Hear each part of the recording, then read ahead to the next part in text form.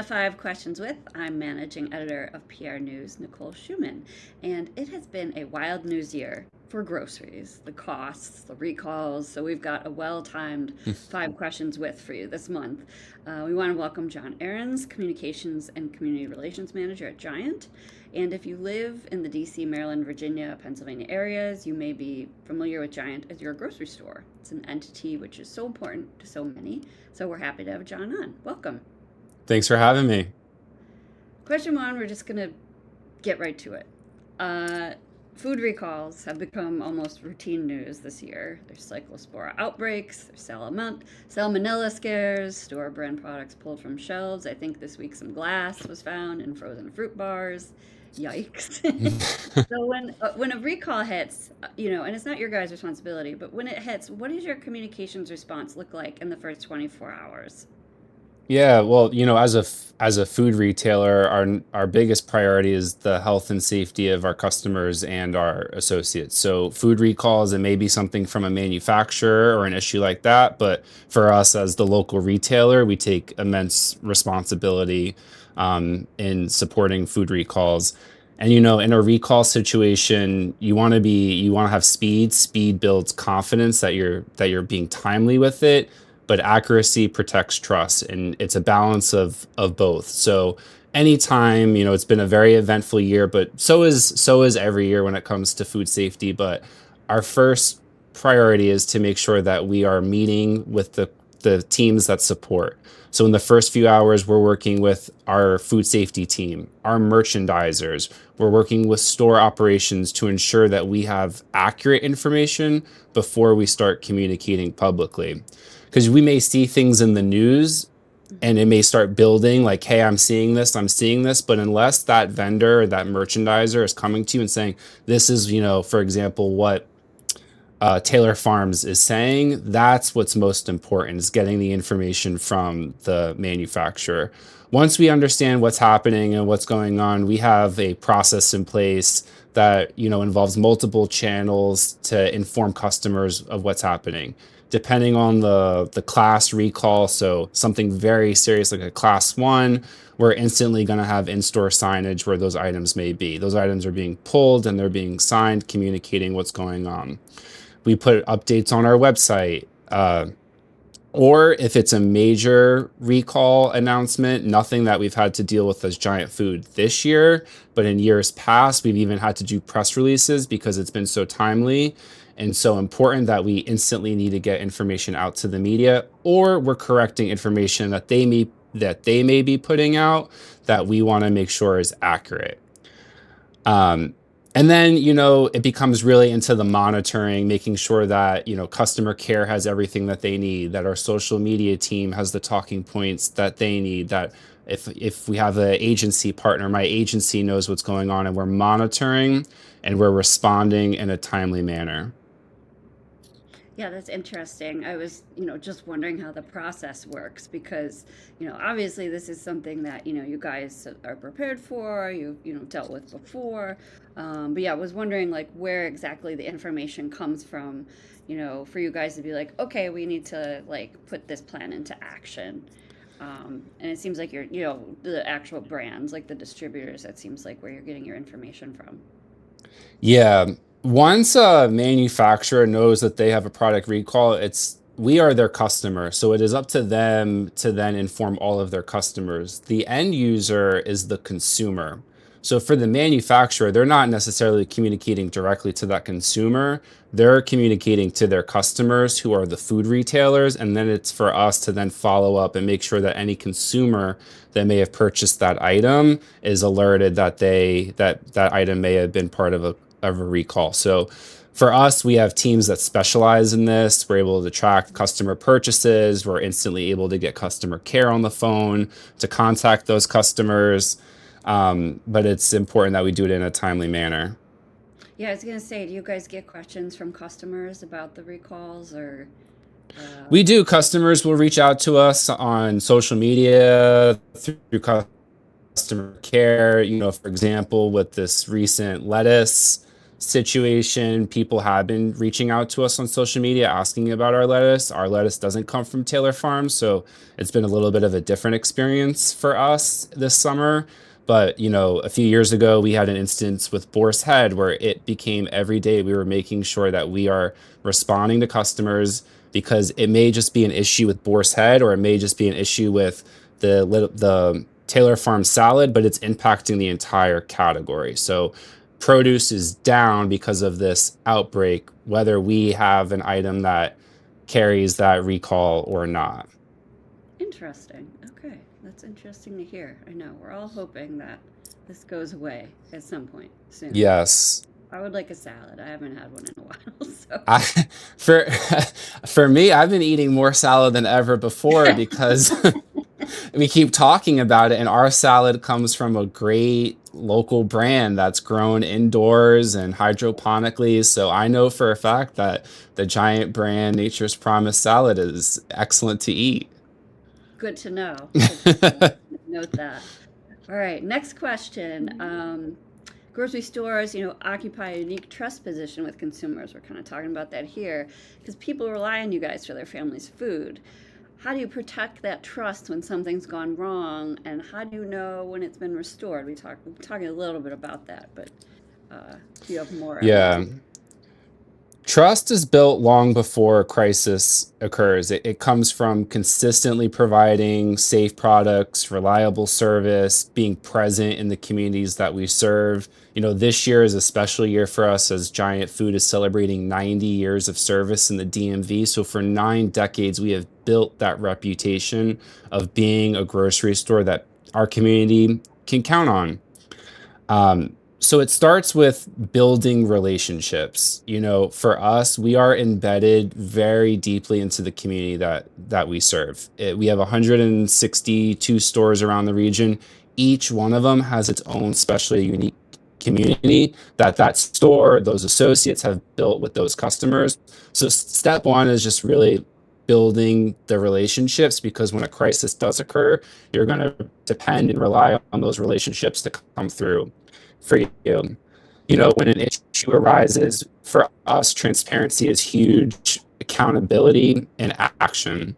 Our customers, especially in today's age, expect retailers or businesses or anybody that has a product or a service that you want someone to buy into to be trustworthy, to be upfront, to be transparent. And that's something that we consistently strive to work on and to produce. And customers don't necessarily, expect perfection, but they expect honesty and they expect responsiveness. So a lot of what I've experienced is, there may be an issue and it may be a serious issue for a customer or for a community partner. But a lot of the time, what exacerbates that issue is being a responsiveness of not getting back to someone within 24 hours. And then that's how you can actually avoid a lot of these crises and making sure that you're building trust. We measure this through a whole bunch of different ways, and I'm sure there's other retailers that do the same or do things very differently. But for us, customer feedback is huge. Our brand president reviews every customer complaint and compliment that's given to the brand, whether that's through customer care or social media. We do a lot of sentiment monitoring with our PR agency, with our social community management agency. We also do a lot of media coverage monitoring. So, what are potential issues that maybe we're not facing, but maybe a competitor's facing, or maybe it's something in our community that's facing. For example, as I sit right now in the DMV, we're in a highly political climate. So as we think about elections, we're not involved in the elections, but we understand that elections have consequences, and we live in an area where people may be upset or may be really happy and may go into the streets and do things, but we are a retailer and we're open to all, and we have to be prepared for all different types of situations. So we're constantly monitoring what's happening, and ultimately trust is restored when our customers continue to shop at Giant. So if something happened and they keep coming back, that means that we still have their trust.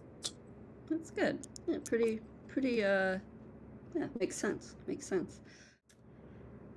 Giant has leaned heavily into community relations. Some programs include the Better Neighbor platform, regional sports partnerships with Penn State, the Washington Capitals, the Wizards, the Mystics, the Spirit, and 90 Days of Giving for their 90th anniversary this year. How do these ongoing programs function as a communications asset, especially when you're navigating a crisis? Yeah, it's a great question. And I always say for me that I'm one of the luckiest PR people in the industry because not only do I get to manage our public relations, but I also get to manage our community relations because they really do go hand in hand. And for a lot of the sister brands who are part of our network, they will have one team that is PR and one team that is community relations. So for me, it's incredible. And I think it brings a lot of benefit to responding in a crisis situation because community engagement isn't something that, like I said earlier, we just turn on in a crisis. It's work that we do every day in building relationships and building trust.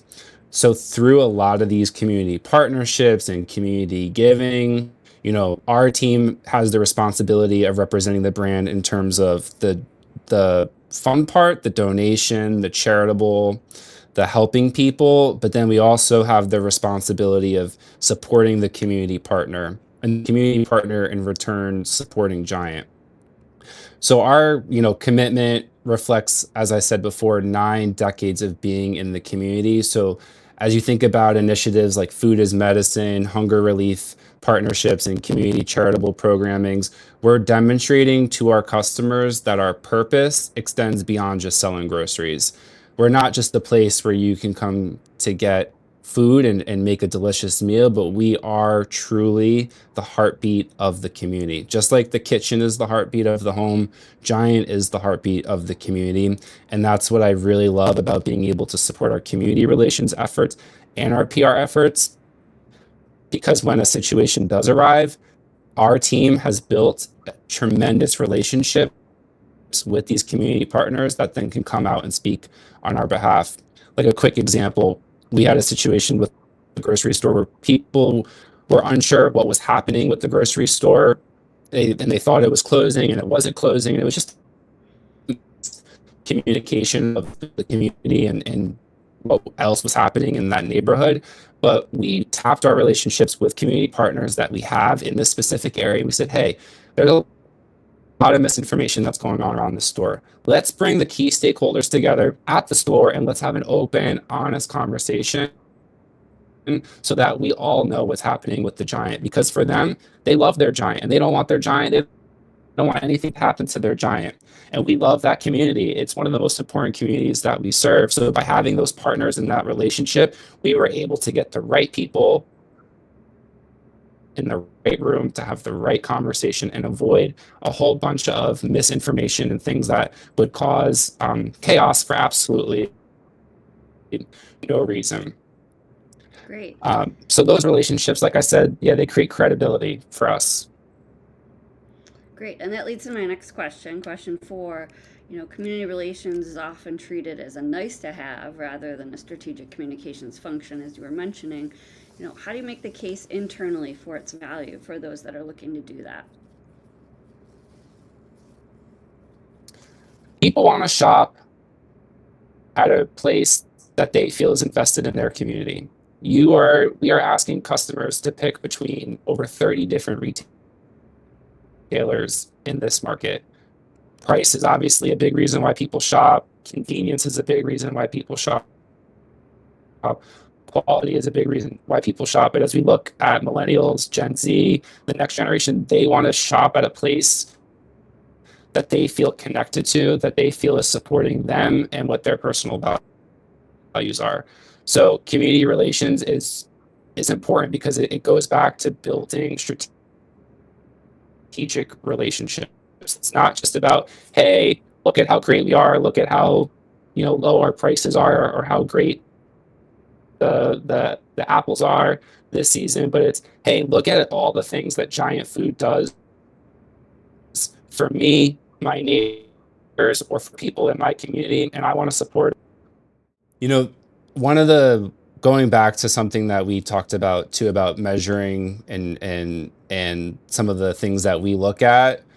one of the most important things that we look at is our brand health. And one of those scores is how does Giant fare in the community? So every time we do one of these important activations, we do an event and we're showing up, we continue to see our score rise. And it's actually become one of the strategic pillars of our brand.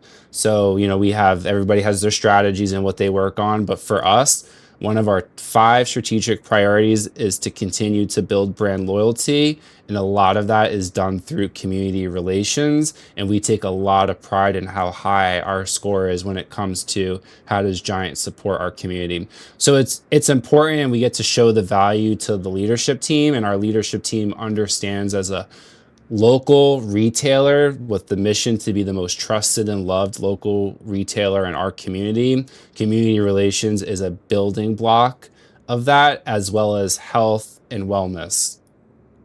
Great. And now for our last question, the fun one, let's call it question 5.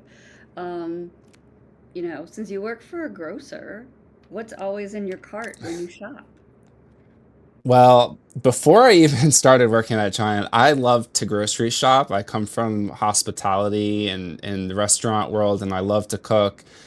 So I can be a little regimented, but usually what's in my cart are some staples. So what's the fruit that's in season? The nectarines this year have been phenomenal. I've been getting a lot of nectarines. I've been getting a lot of Nature's Promise ribeyes. I usually eat a lot of steak in the summertime because it's easier to grill. I also have usually like something that's on sale. So I'll go to the international item and I'll usually find a condiment that I've never tried before and I'll That's get that on sale. I'm always either own brand or on sale. So that's usually something for me. Like uh, this past weekend, I got some Korean barbecue marinade that I'm excited to try out. I usually also get frozen fruit in addition to fresh fruit. So I'm really into the frozen mangoes. They melt in my mouth and they're like the perfect summertime treat. And number 5 is usually something for my cat. So whether it's cat treats or cat food or a new cat toy I see in the aisle, I always have to get her something too because she's part of the family. Yes, cats also deserve treats here and there, so that's great. Well, thank you so much for joining us, John. I appreciate the insight into the grocery industry and into community relations as well. And we're happy you could join us today. Thanks so much for having me. I really appreciate it.